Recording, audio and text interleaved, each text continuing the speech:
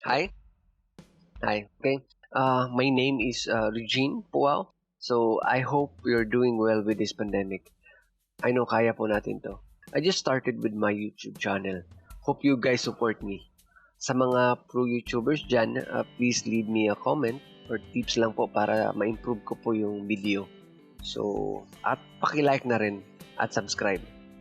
Today's video, I would like to share it with you how to use Trello and how Trello can help you and your business. And Trello po is a free project management software for beginners. Ituturo ko po sa inyo yung step by step, its features and elements with Trello. Yung Trello po is very ideal po for project management for individuals and teams looking to stay connected and procedures, especially with this global pandemic. Sa lahat po ng mga teachers po dyan, Trello is very powerful po tool to use. And if you're watching this, please subscribe na lang at ring the bell for new updates and videos. Okay, let's start on Trello.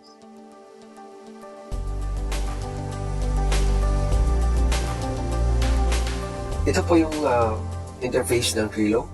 So first thing to do is just sign up. And you can use your Gmail account and you can use your Google account, Microsoft and Apple. Since I already logged in Google, so I can use Google account. So this is the first step of creating a Trello board. So ito dito po is depende po sa mga ginagawa po ninyo or profession po ninyo. So for the purpose of this tutorial, you can use social media marketing. Okay, click here. Yeah, yan. Trello is composed with three elements, which is the green one is the board, and this one is list. This is the list, and the white one is the card. So the board, list, and the card. So from here, you can also change the label, which is task to do, in process, or complete. Or you can use the default. So depende po sa inyo. So just click. From here, this is the task to do. So sample lang po ito. So let's do Facebook, then Instagram, and what else? Twitter. Yan. So, and makikita nyo sa kabila. So, ito po yung, yan po ang, ano po, script. You can also put description, attachment, checklist, and you can also comment within the card. Okay? And welcome. You already created your board. So, ito na po yung board po ninyo. So, makikita po ninyo is yung ginagawa po natin, yung Facebook, Instagram, at saka Twitter. So, let's do homepage first. So, you have the board. This is the board that we created, the social media marketing, and we have also the template. And for the template, pwede po ninyong you can use the template sa mga board po ninyo. So, depende po sa profession po. If HR po kayo, if education, so tingnan po natin yung anong laman po ng HR. Yan. This is the inside. This is the template of the HR. For your reference lang, pwede po ninyo gamitin. Education. Ito po yung template ng education. So, marami pong template. Marami po kayong choices. So, yan. History topic, science topic, health, safety. Depende po sa inyo. Ganyan. since our tutorial is for step-by-step how to use tutorial, we're not focusing first on the template. Let's skip that, at least you have the idea. So for the home is makikita po ninyo yung mga activities ng board po ninyo dito. You can also create a team.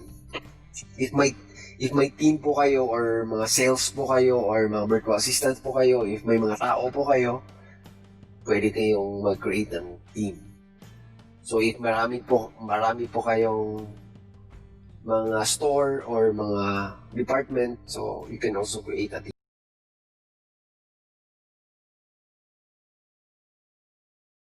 Dito po is you cannot use this settings because we need to upgrade us into business class. So since we're using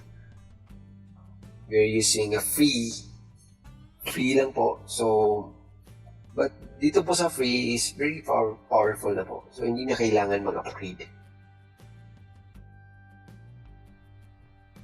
Maliban na lang if you have lots of businesses.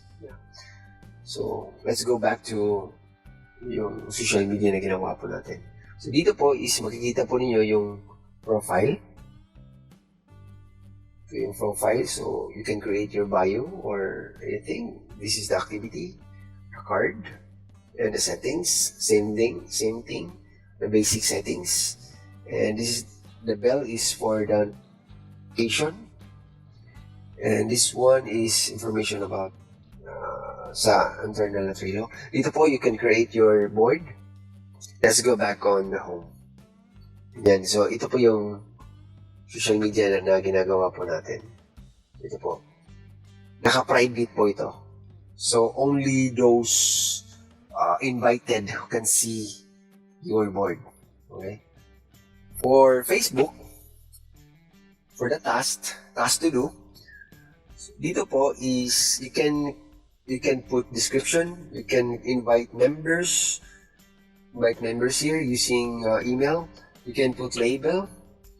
So sa label, meron po tayong color coding sa label, so which is green, yellow, so mamili na lang kayo. From label, you can also put text on the color, which is if we put urgent or any depende po sa task, so you can do so. And you can also do checklist. You can put checklist. For example, if marami po kayong gagawin sa Facebook po ninyo. For example, if you will do cover page, cover photo, posting, marketing. So you can put here. For example, if cover photo. What else? Page photo. What else? Create marketing post. Ayan. So, from here, you can also put due date. If finish na po kayo sa task na ito, you can also click the box here, checkbox. So, makikita po ninyo yung naka-blue is mag-move siya every time you finish. And you can also put due date. So, for example, if you want to finish this on a certain date, so pwede po ninyo. So, dito, you can also put due date on the checklist individually. So, but since we are using a free account, so we cannot use these features. Okay, this one. And if you have finished the task, you can also click the checkbox here. Yan. So you can also attach if may mga attachment po kayo if sa mga task mo ninyo. If, for example, images or cover photo, pwede po nyo ilagay nyo dyan from computer, Trello. And you can also create a cover photo with this task, Facebook. You can put logo on Facebook. So just for sample purposes, tutorial purposes, you can use this one, and we can use this like the template, the image template that Trello has.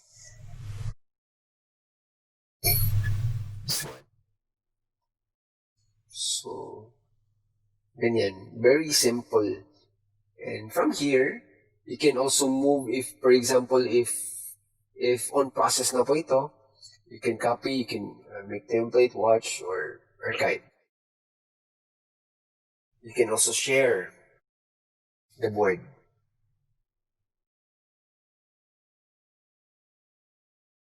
On process na, pwede ninyong i-move yung card.